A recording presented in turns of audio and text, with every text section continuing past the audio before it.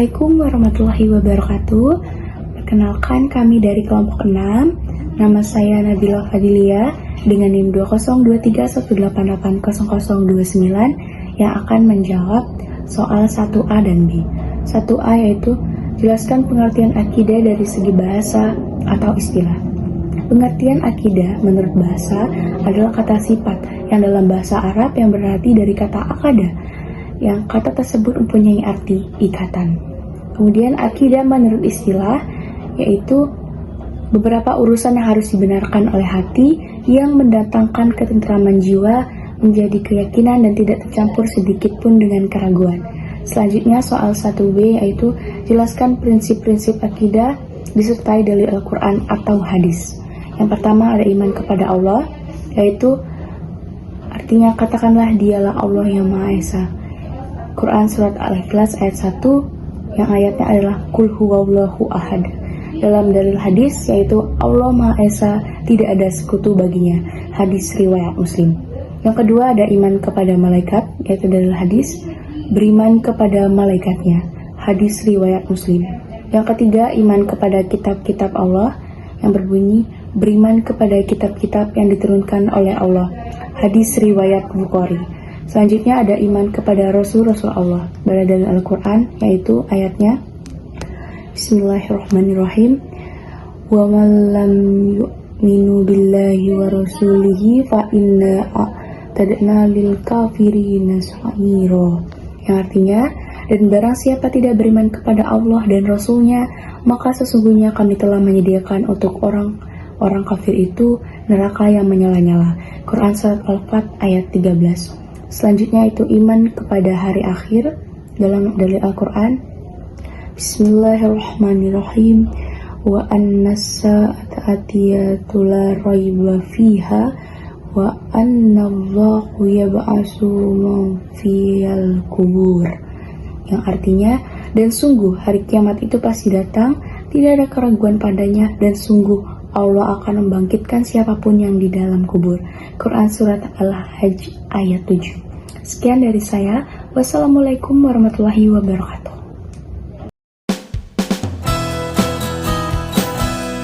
Assalamualaikum warahmatullahi wabarakatuh. Perkenalkan, nama saya Eva Novianti dengan nomor induk mahasiswa 2023188034. Di sini saya akan menjelaskan atau menjawab soal ujian akhir semester Al-Islam Kemuhammadiyahan, yaitu nomor 2 dengan poin A dan B.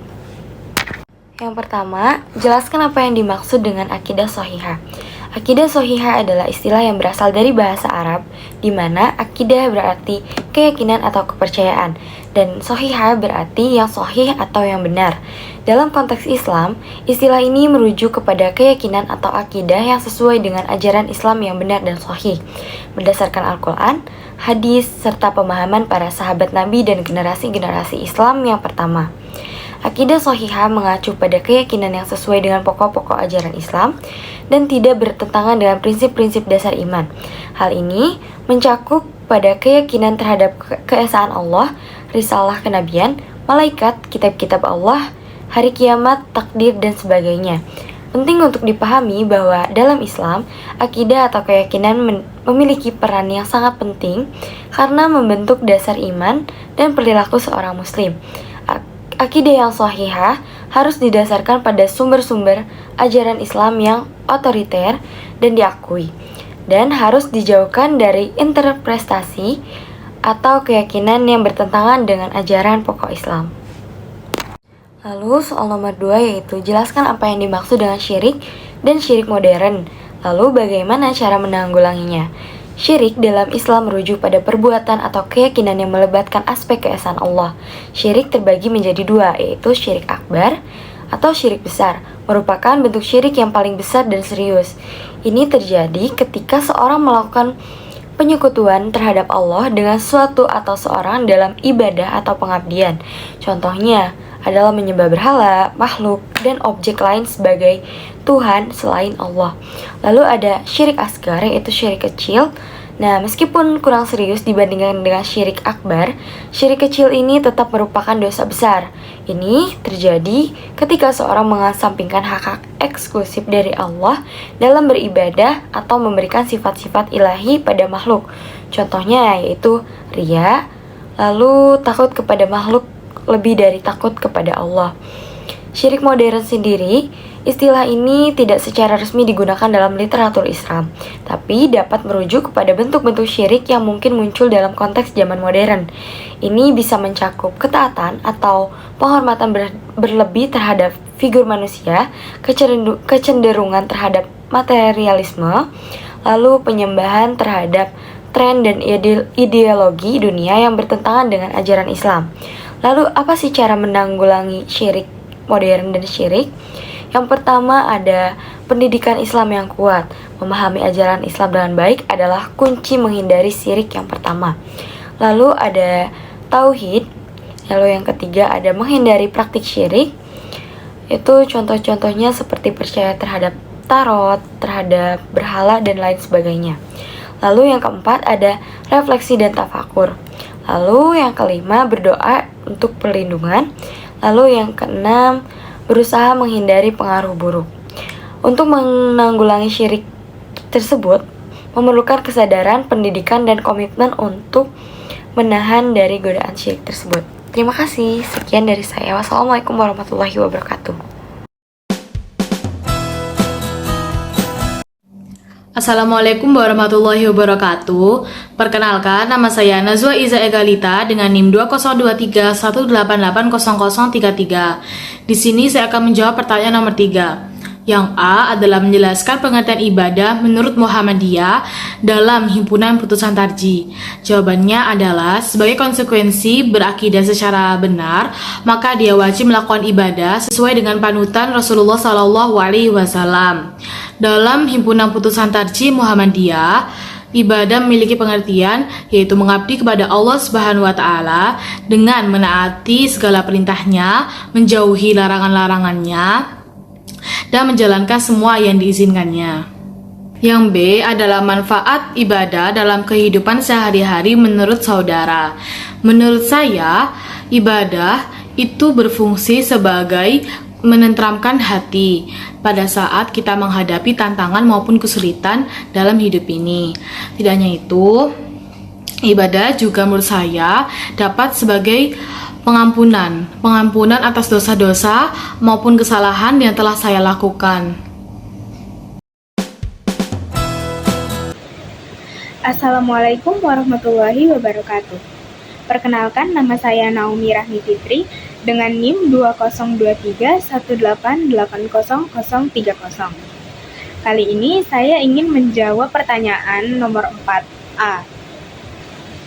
Untuk pertanyaannya sendiri yaitu, di kalangan umat Islam sering terjadi polemik perbedaan jumlah rakaat dan salat tarawih di bulan Ramadan, antara yang 11 rakaat dan yang 23 rakaat.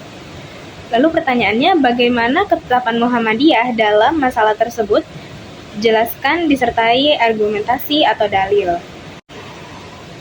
Untuk jawabannya, sepanjang penelitian tim fatwa Majelis Tarjih dan Tajdid Pimpinan Pusat Muhammadiyah, hadis-hadis yang menerangkan tentang salat tarawih 23 rakaat adalah lemah atau dhaif.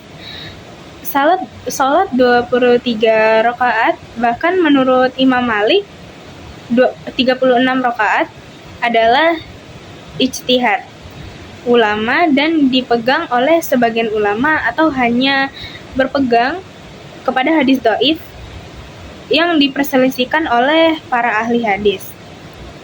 Muhammadiyah sesuai dengan mazhab yang dipegangnya dalam masalah salat tarawih ini berpegang kepada hadis Nabi Shallallahu Alaihi Wasallam, riwayat Al-Bukhari dan Muslim dari Aisyah radhiyallahu anha, dan lain-lainnya yang sahih, tidak merujuk kepada pendapat ulama.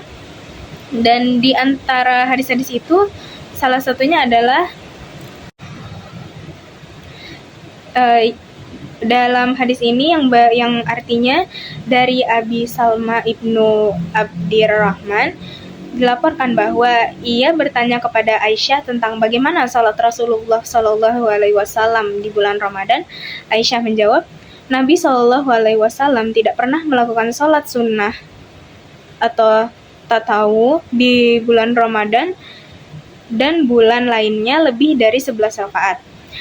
Beliau salat 4 rakaat dan jangan engkau tanyakan bagaimana indah dan panjangnya. Kemudian beliau salat lagi 4 rakaat dan jangan engkau tanyakan bagaimana indah dan panjangnya. Kemudian beliau salat lagi 3 rakaat. Hadis riwayat Bukhari dan Muslim.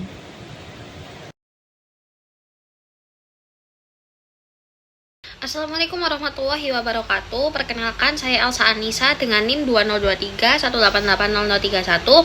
Di sini saya akan menjelaskan jawaban dari nomor 4B, yaitu di tanah air Indonesia ada 2 ormas terbesar yaitu menjadi sorotan karena perbedaan jumlah sholat tarawihnya, yaitu Nahdlatul Ulama dan juga Muhammadiyah. Imam An-Nawawi menjelaskan, para ulama sepakat bahwa hukum melaksanakan sholat tarawih itu adalah sunnah dan jumlahnya adalah 20 rakaat, setiap 2 rakaat 1 salam. Imam Malik sendiri memilih 8 rakaat, tapi kebanyakan Malikiyah sesuai dengan pendapat Syafi'iyah. Menurut saya itu tidak menjadi masalah karena setiap orang itu memiliki pandangan yang berbeda tentang itu. Tidak ada yang berdosa, semua sama-sama baik. Yang terpenting adalah niat kita untuk mendekatkan diri kepada Allah Subhanahu wa taala. Terima kasih.